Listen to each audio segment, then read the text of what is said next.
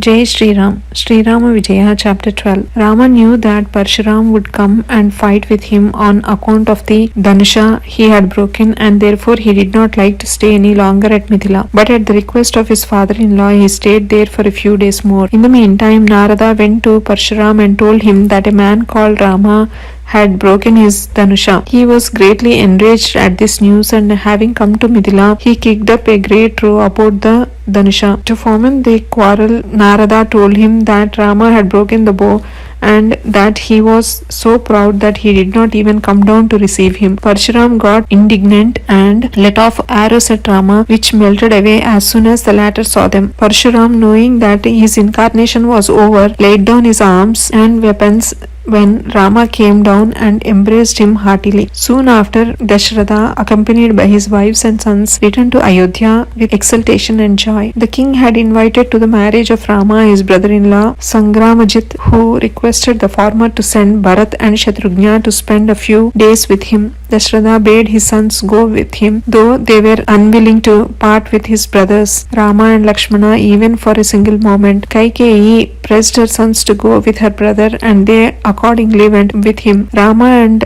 Lakshmana were very obedient to their parents and served them with all their heart and soul. One day the king, looking to his old age, made up his mind to install Rama in the throne of Ayodhya. He made every preparation to perform the ceremony of installation and invited to it all the kings and rishis on earth. All the gods and Brahmins were afraid that if Rama was installed in the throne of Ayodhya, he would not go to Lanka and relieve them from the oppression of the demons. Jai Sri Ram, Sri Rama Vijaya, Chapter 12, complete.